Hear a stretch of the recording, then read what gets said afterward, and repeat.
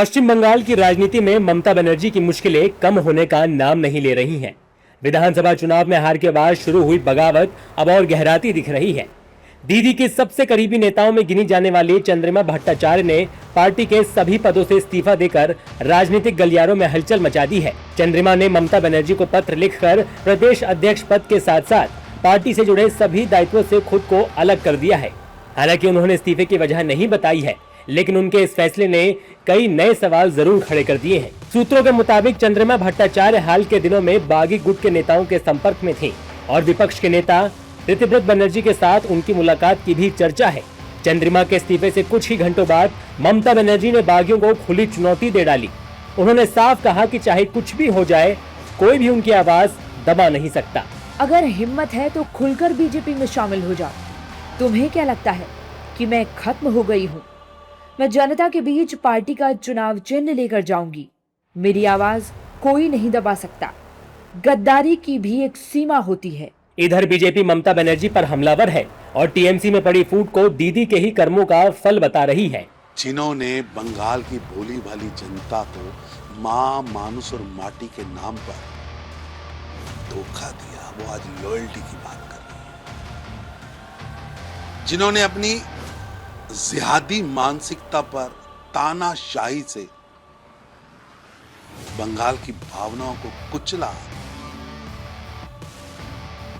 और आज बंगाल की जनता ऐसे जिहादी मानसिकता वाली अत्याचारी ममता की निर्ममता की सरकार को चलाने वाले लोगों को जनता करारा जवाब दे रही है। चंद्रिमा भट्टाचार्य जब वित्त मंत्री इतने साल रहे, उनको मालूम नहीं बजट क्या होता है? क्यों बैठी थी वहाँ? उनको बिना पूछे बजट हो जाता था। क्यों होता था?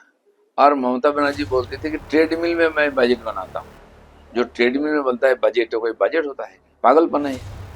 इसीलिए बंगाल की आज ये जो अवस्था दुरवस्था हुआ है, इतने खस्ता हालत, इसके कारण है, पागलपन के कारण विदाई हुआ है। और ऐसे वित्त मंत्री इतने साल रह गए, उनको मालूम ही नहीं। आज जब पार्टी खत्म हो गया तो भाग के यहाँ आ रही और अच्छी बातें कर रही, पहले क्यों नहीं बोले?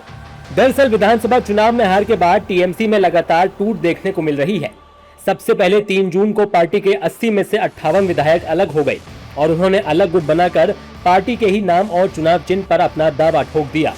इसके बाद 15 जून को टीएमसी के 20 लोकसभा सांसदों ने भी पार्टी छोड़ दी और नेशनलिस्ट सिटीजन्स पार्टी यानी एनसीपीआई में विलय कर लिया।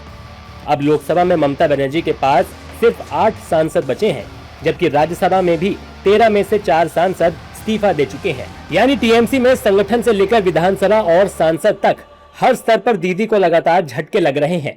हालांकि टीएमसी इन इस्तीफों और बगावत को पैसे की भूख और बीजेपी की सुनियोजित साजिश बता रही है।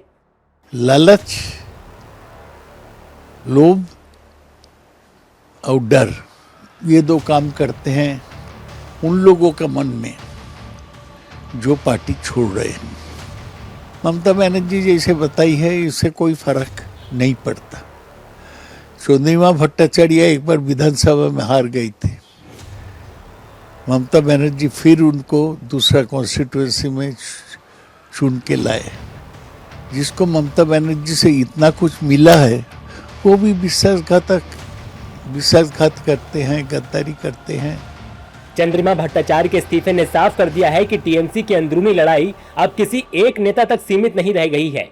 ऐसे में ममता बनर्जी ने भले ही गद्दारी की भी एक सीमा होती है कहकर बागियों को खुली चुनौती तो दे डाली है, लेकिन आने वाले दिनों में टीएमसी में मची ये भगदड़ सिर्फ नेताओं की नहीं, बल्कि पार्टी के भविष्य की भी अग्नि परीक्षा बनने वाली है।